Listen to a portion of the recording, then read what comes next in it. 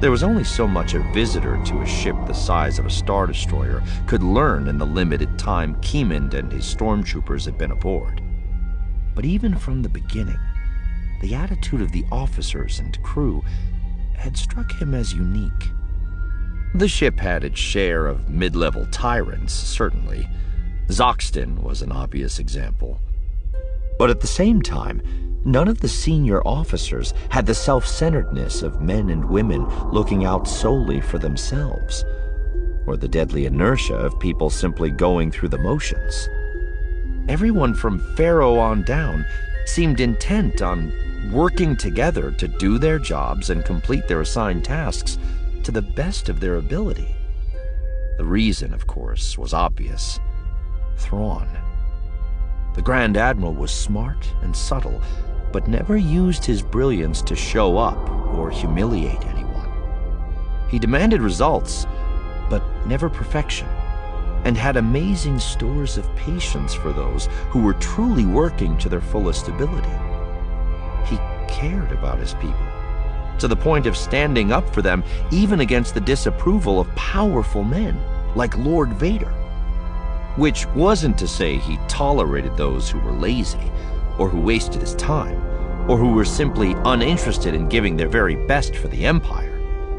Keemund had heard stories from the Chimera's crew about how such deadweights were sent packing in short order, usually to commanders who also weren't interested in giving their best. On some occasions, they ended up back on Coruscant to stand for court-martials, much to the relief of those who'd had to put up with them. The result was telling.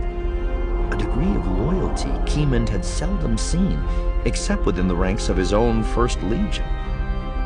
It was a pity Thrawn's style of leadership hadn't spread through the rest of the Navy. Still, he was certainly having an influence on the younger officers. If he lasted long enough, maybe those lessons would someday become the military standard. If that happened, he suspected, the Empire would stand forever.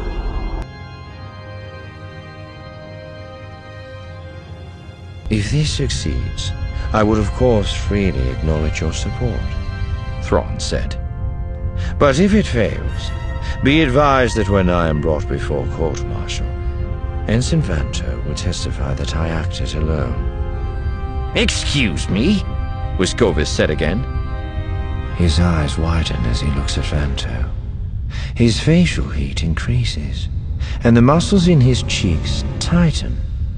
Did he just say you were prepared to commit perjury, Ensign? Yes, sir. He did, Vanto said. The tension in his voice increases, his expression showing extreme discomfort. As I said, his goal is to protect you and your career from whatever comes of this.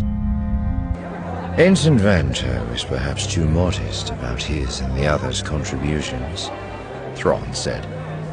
But what matters is the result. Eli felt his lip twitch as the final element fell into place. By masking his insight and revelation this way, Thrawn was hoping to pass on more of the credit to the rest of the Thunder Wasp's crew, and by logical extension, to Commander Chino. One last chance for him to shine in combat. Feeling like a fool, Eli stood up, brushed himself off as best he could, and walked over to his commander. "Well done, Ensign," Thrawn said, his eyes and blaster still pointed at Tanu.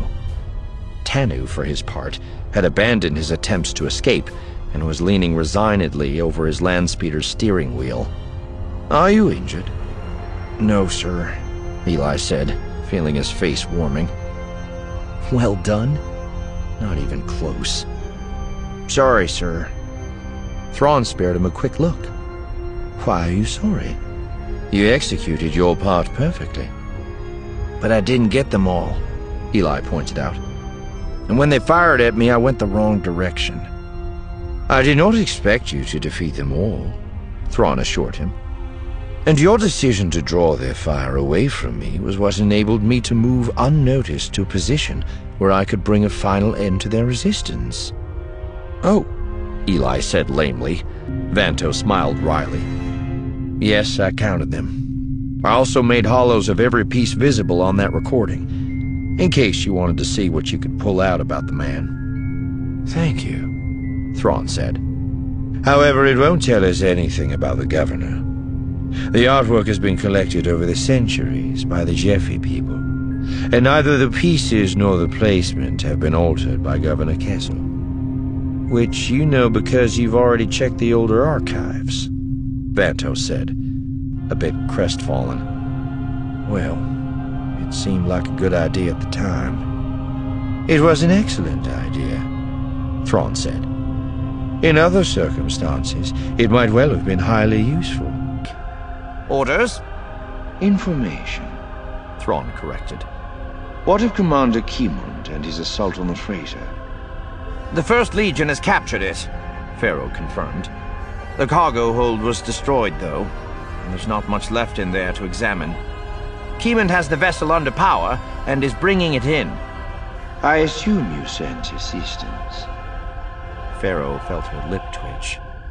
I sent 4 TIE defenders, sir, she said. They were unable to significantly affect the outcome. I doubt that, Commodore, Thrawn said calmly. Even if they merely drove off reinforcements to the freighter, they nevertheless contributed to its capture. Did Commander Kimund take any prisoners? Yes, sir. He reports they have 3, Pharaoh said, feeling some of the tension leave her shoulders. Grand Admiral Thrawn always saw the big picture, choosing to concentrate on the successes and learn from the failures. Vader, if his reputation wasn't exaggerated, would probably have left a trail of bodies behind him after such a lackluster report. It was entirely possible that he still might.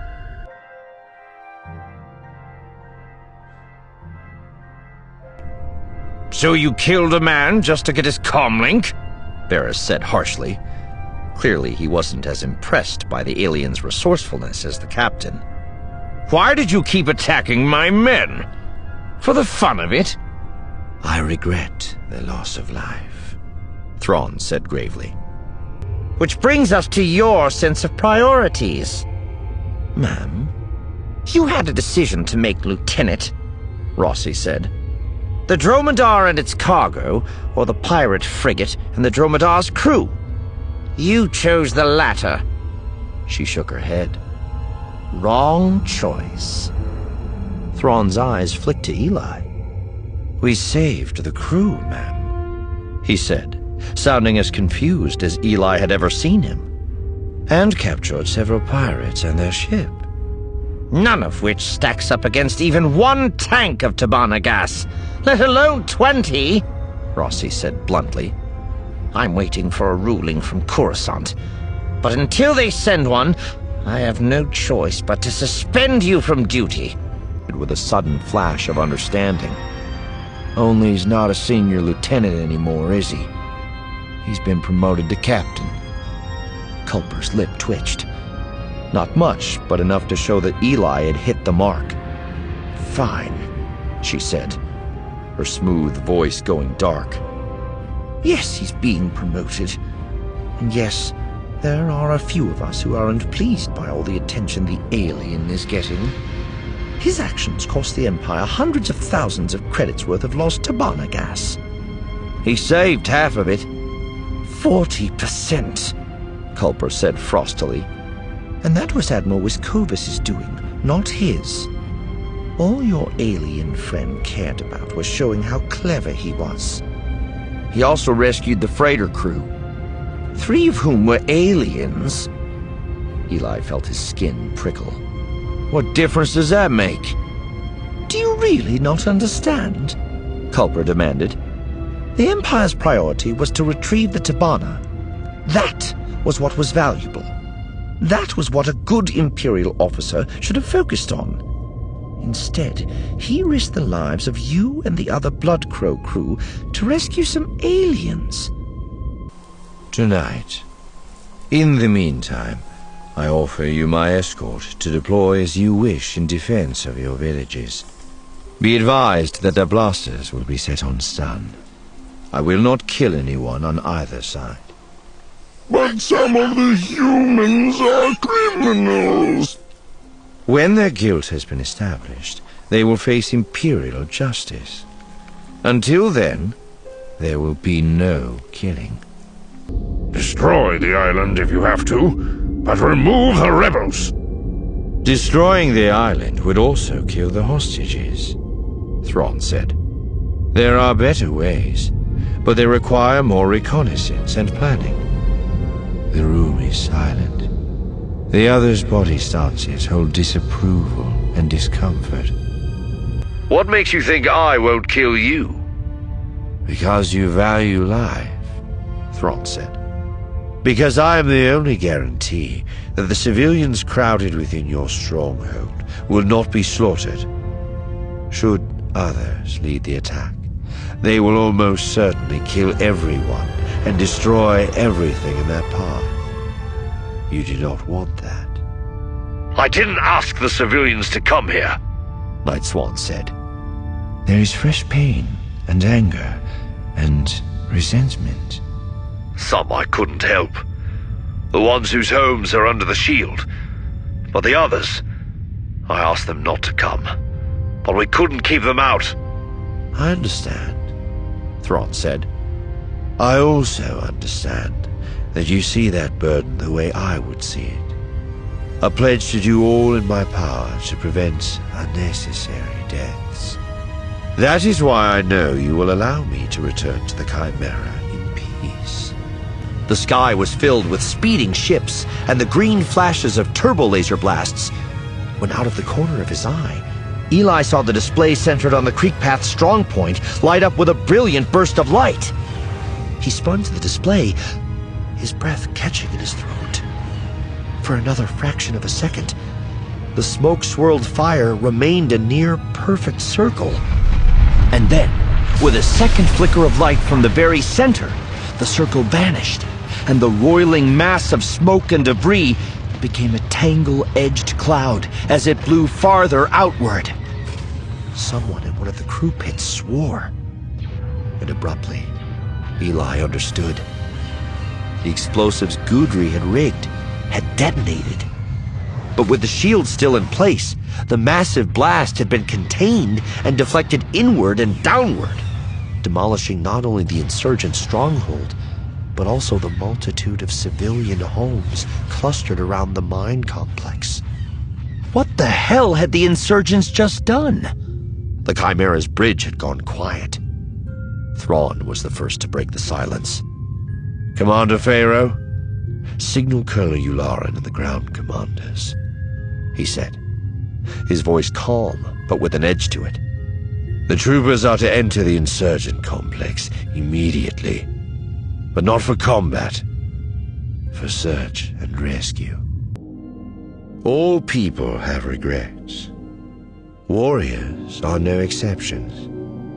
One would hope it was possible to distinguish between events caused by one's carelessness or lack of ability and those caused by circumstances or forces beyond one's control. But in practice, there is no difference. All forms of regret sear equally deeply into the mind and soul. All forms leave scars of equal bitterness. And always, beneath the scar, lurks the thought and fear that there was something else that could have been done. Some action or inaction that would have changed things for the better. Such questions can sometimes be learned from. All too often, they merely add to the scar tissue. A warrior must learn to set those regrets aside as best he can, knowing full well that they will never be very far away. The 7th Fleet carries a lot of firepower. It's sent to major conflicts where there are powerful and desperate enemies. If you don't command it, someone else will. Do you think there's anyone else in the Imperial Navy who cares as much as you do about limiting casualties? You make interesting points, Thrawn said. I will consider your proposal. Once they have lost some of their numbers, they will likely abandon any hope of taking either of us alive. Vader nodded to himself.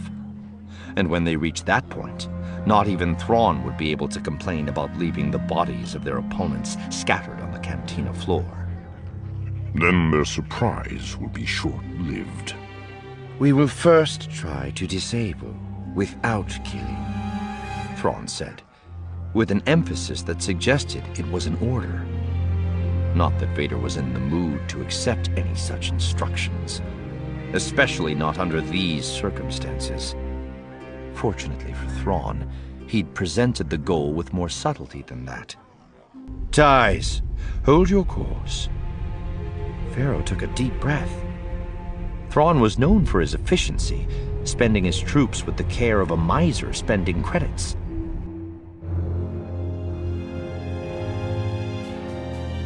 A leader is responsible for those under his authority. That is the first rule of command. He is responsible for their safety, their provisions, their knowledge, and ultimately, their lives.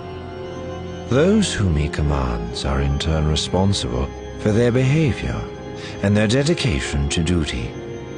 Any who violates his trust must be disciplined for the good of the others. The soldier in the field and the crew member aboard a warship inevitably see a war from a limited perspective. Their goal is to carry out their mission or their appointed task, and trust that their commanders are aware of the larger situation and the vast matrix of facts, positions, options, and dangers. Leadership is a role and a task that should never be aspired to lightly. Neither should loyalty be given without reason, even if the primary reason is nothing more than the soldier's oath and duty. A true leader will work to prove worthy of a deeper trust. Lord Vader, you will lead the Defender Squadron as Wave 3. Thrawn continued. You will match speed and firepower with the TIEs, and you will not use missiles or shields until cleared to do so. Acknowledged, Vader said. Captain Scarus had argued long and hard against that part of the plan. Long enough and hard enough that Vader would have sent him to his knees had the man been under his command. Thrawn had been more patient and forgiving. Brief, Thrawn said. Commander Hammerly, how many moons are you reading? Moons, sir? Hammerly asked, sounding bewildered. Vader turned to face her. Again, one of Thrawn's subordinates questioning the Admiral's orders. Perhaps it was time to deliver a reminder of the need for instant and unquestioning obedience. Yes, sir. Moons, Hammerly added quickly. Vader looked at Thrawn. There was no indication that he was considering punishing the commander, not even with a verbal rebuke for her questioning of his orders. Indeed, he seemed merely intent on receiving her answer. Mentally, he shook his head in contempt.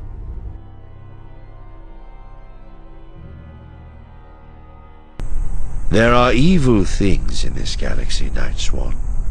Far more evil than the Empire, and far more dangerous to all living beings. We know of some, while of others we have heard only rumors.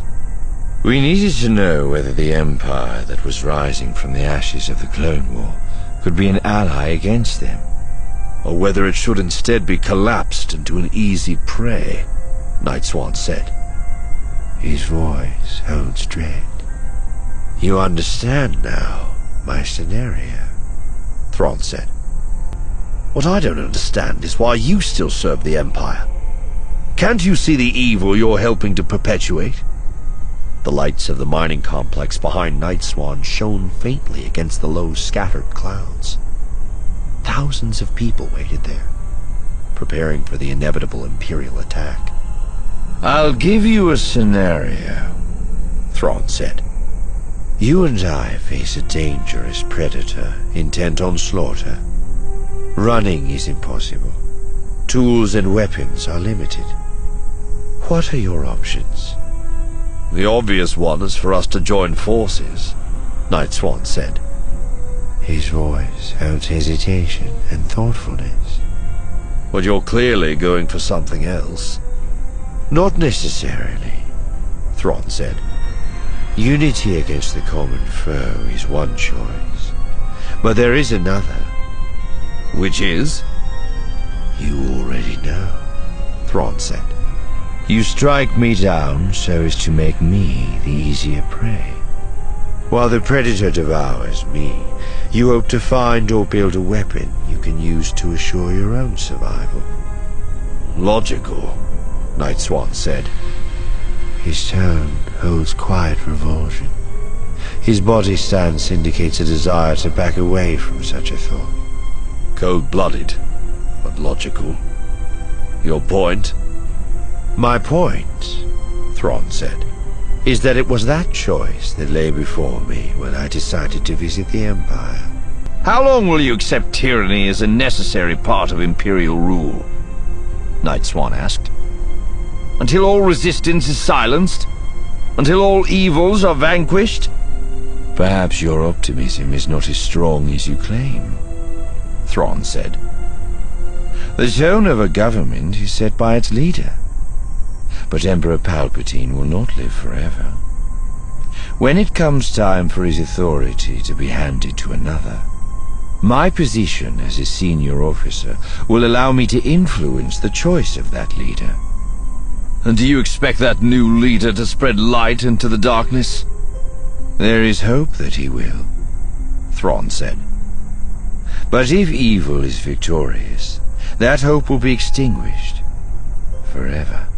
We have the same sense of duty, Admiral Thrawn. Perhaps we ultimately seek the same end, at least for the distant future. But we see vastly different roads to that end. He straightens again. His body stands holding a sense of imminent departure. May I count on your promise to protect the civilians, excuse me, the Imperial resources of Creek Path as best you can? You may, Thrawn said. I will seek to preserve all the lives under your leadership, combatant or otherwise, to the best of my ability. And my offer of clemency and surrender also stands. I appreciate that. Good evening, Admiral. And thank you for your time. I have read about the Night Swan, Thrawn called after him. Have you? Night Swan turns partially back. His face is obscured by shadow. His body stance again holds weariness, along with a quiet dread. You refer to the fact that it sings only as night is falling? Yes, Thrawn said. You do not expect your stand to succeed, do you? I know that it won't succeed, Night Swan said. That does not necessarily mean the end. I can give orders for you to be taken unharmed. They will be ignored. Half the troops here are bait on defense, and Ristos is determined to get rid of me. Then come with me now. A man must do what he must, Admiral Thrawn, even if his stand is against the fall of eternal night. He began walking again. A minute later, he was out of sight behind the hills. And so it was over. The path had ended. The pattern was broken. The song of the Night Swan was silenced. The galaxy would be the worse for his loss.